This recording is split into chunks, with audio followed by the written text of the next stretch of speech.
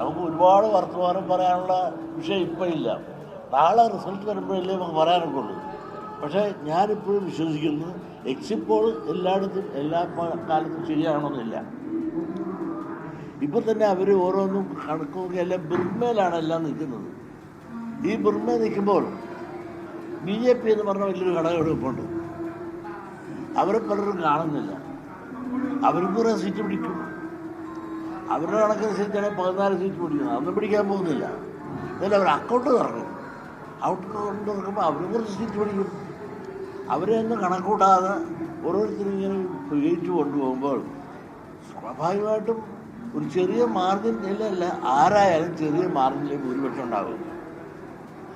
എൻ്റെ കണക്കൂട്ടനുസരിച്ചാണെന്നുണ്ടെങ്കിൽ ഇടതുപക്ഷ ഗവൺമെൻറ് പോകാൻ നേരത്ത് ഇവിടുത്തെ പാവങ്ങൾക്ക് ഒരുപാട് ഗുണങ്ങൾ ചെയ്തിട്ടുണ്ട്. 60 ലക്ഷത്തോളം പാവങ്ങൾക്കാണ് 4,000 രൂപ വീതം കൊടുത്തത്.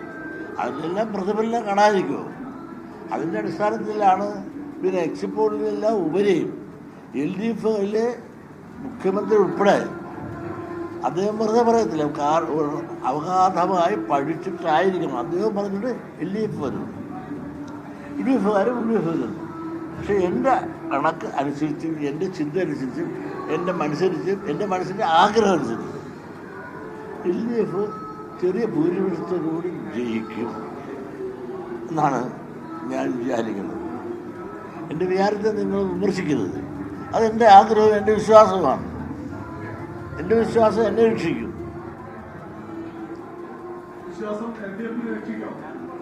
തീർച്ചയായിട്ടും LDF രക്ഷിക്കും.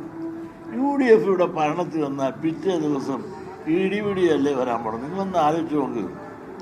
UDF ഇവിടെ ഭരണത്തിൽ വരാൻ പോകില്ല. വന്നാൽ തന്നെയുള്ള സ്ഥിതി എന്താണ്? കലഹമല്ലേ നടക്കുന്നത്. ഇപ്പം തന്നെ മുഖ്യമന്ത്രിയാകാൻ വേണ്ടി എത്ര പേരാണ് പരസ്പരം മത്സരിക്കുന്നത്? അതിന് ഹൈക്കമാൻഡ് കയറി വിലങ്ങിടുന്നത്. ഇപ്പം വരാൻ പോകുന്ന അല്ലെങ്കിൽ ഭരണം കിട്ടുമെന്ന് തോന്നിയപ്പോൾ ഇതാണ് സ്ഥിതിയെങ്കിൽ ഭരണം കിട്ടിയാലുള്ള സ്ഥിതി എന്താണ്?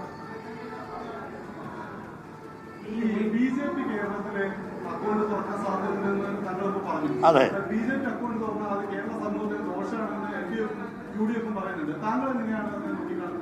അവർക്ക് അക്കൗണ്ട് പറഞ്ഞാലുള്ള ദോഷം എന്താണ്? ഇന്ത്യ ഭരിക്കുന്നവരല്ലേ. ബംഗാളിൽ അവർക്ക് കിട്ടാൻ പോകുന്ന ഭൂരിപക്ഷം. അപ്പോൾ BJP അത്ര ചെറുതായി എന്തിനാണ് കാണുന്നത്? ഇന്ത്യയിൽ നിന്ന് മഹാഭൂരിപക്ഷ സ്റ്റേറ്റുകളും BJP ഭരിച്ചുകൊണ്ടിരിക്കുന്നു. അപ്പോൾ BJPയുടെ ഭരണം ഇവിടെ മോശമാണെന്നൊന്നും പറയാനൊക്കത്തില്ല ആൾ ഇന്ത്യ ബേസിസിൽ. അപ്പോൾ അവർക്കിവിടെ കുറേ സീറ്റ് കിട്ടിയാലോ അവർക്ക് അക്കൗണ്ട് തുറന്നാലോ അത് ഇവിടെ ഈ രാജ്യത്ത് വലിയ സുനാമി സംഭവിക്കുന്നൊന്നും ആരും ധരിക്കേണ്ട കാര്യമില്ല.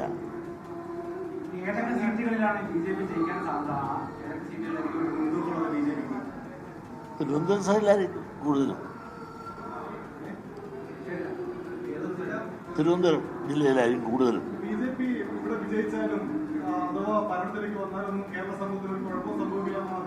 അത് ഒന്നും സംഭവിക്കില്ല. ഒന്നുമില്ലെങ്കിൽ ഒരു തിരുത്തൽ ശക്തിയായിട്ട് അവരിവിടെ ഉണ്ടാവുമല്ലോ.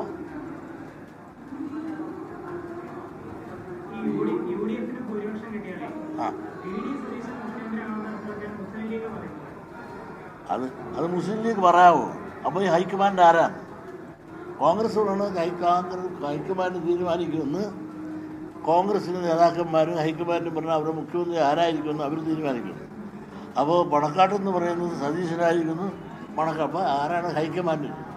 പണക്കാട്ടാണ് ഇപ്പോൾ കോൺഗ്രസിൻ്റെ ഹൈക്കമാൻഡെന്ന് ആരെങ്കിലും പറഞ്ഞാൽ തെറ്റിദ്ധരിക്കാൻ അത് തെറ്റാണെന്ന് പറയാനൊക്കുമോ? ഏതായാലും എത്ര വലിയവരായാലും ചെറിയവരായാലും പറഞ്ഞത് ശരിയായില്ല.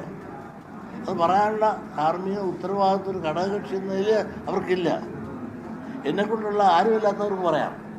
ഒരു ഘടകകക്ഷി എന്ന നിലയിലുള്ള ആളുകൾ മുസ്ലിം ലീഗിൻ്റെ ഇപ്പം മനസ്സിലായില്ലേ, ഈ ഇടതുപക്ഷ ഭരണമല്ല ഇന്ന് UDF ഭരണം വന്നാൽ ഇവിടെ ഭരിക്കുന്നത് ആരായിരിക്കും? ലീഗായിരിക്കുന്നു. ഇപ്പം തന്നെ തോന്നാവുന്നൊരു ചിന്തയിലായില്ലേ ഇവിടെ കാര്യങ്ങൾ. പണ്ടും തന്നെ എന്താ പാവപ്പെട്ട ഉമ്മൻചാണ്ടി മുഖ്യമന്ത്രിയായിരിക്കുന്ന കാലത്ത് വകുപ്പും അതുപോലെ മന്ത്രിയും എവിടുന്നാണ് പ്രഖ്യാപിച്ചത്? ഇതൊക്കെ നമ്മൾ കണ്ടതല്ലേ.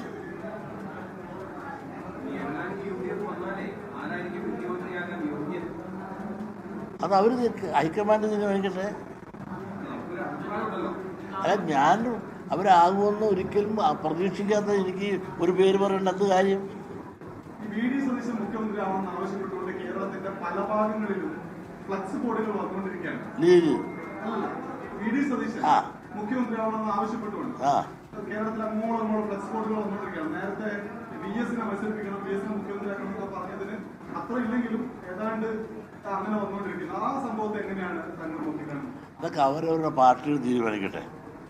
കാരണം ഇതാണ് ഇപ്പോൾ ഭരണത്തിൽ വരാവുന്നതിന് മുമ്പ് തന്നെ വി.ഡി. സതീശനാകണമെന്നും അതല്ല രമേശ് ചെന്നിത്തലയാകണമെന്നും അതല്ല സെൻട്രലിൽ നിന്ന് വേണുഗോപാലിനാകണമെന്നുള്ള മത്സരം നമ്മളെല്ലാം അരിയാഹാരം കഴിക്കുന്നവരല്ലേ, നമ്മളെല്ലാം കാണുന്നുണ്ട്.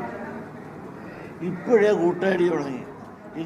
ഇതെങ്ങനെ ഗ്രഹപ്പഴയ്ക്ക് സംഭവിച്ചു പോയാൽ കത്തിക്കുത്ത് നടക്കും. ഇവിടെ ഒരു ഭരണവും സുഖമായിട്ട് പോകാൻ പോകില്ല. ഈ 2019 ശേഷം ഈ തെക്കൻ മേഖലകളിൽ CPM-ന് കുറെ വോട്ടുകൾ നഷ്ടമായിരുന്നു. പ്രത്യേകിച്ച് ഈഴവ വോട്ടുകളൊക്കെ പല ഭാഗം നഷ്ടമായിരുന്നു. അതൊക്കെ ഇത്തവണ തിരിച്ചു കിട്ടുമോ CPM-ന്? ഈ എവിടെയാണ്? ഈ ആലപ്പുഴ, കൊല്ലം അടക്കമുള്ള ജില്ലകളിൽ 2019 ശേഷം പല മണ്ഡലങ്ങളിലും കുറെ വോട്ടുകൾ CPM-ന് നഷ്ടമായിട്ടുണ്ട്. CPM-ന് പലയിടത്തും നഷ്ടമായിട്ടുണ്ട്. പിന്നെ ആലപ്പുഴയും നഷ്ടമാകും, പലയിടത്തും നഷ്ടമാകും. CPM-നെ പറ്റിയൊരു വലിയൊരു പരാജയം എന്ന് പറയുന്നത് ചിലയിടത്തല്ല അവർ സ്ഥാനാർത്ഥി നിർണയത്തിൽ അവർക്ക് പരാജയം. മറ്റൊന്ന് അണികളെ ഒരർപ്പണ മനോഭാവത്തോടുകൂടി ഗ്രാസ് റൂട്ടിൽ ഇറങ്ങി പ്രവർത്തിക്കുവാനുള്ള ഒരു താല്പര്യവും കാണിച്ചിട്ടില്ല. ഒരു അലസ മനോഭാവം CPM-ൽ അണികളിലുണ്ടായിട്ടുണ്ട്.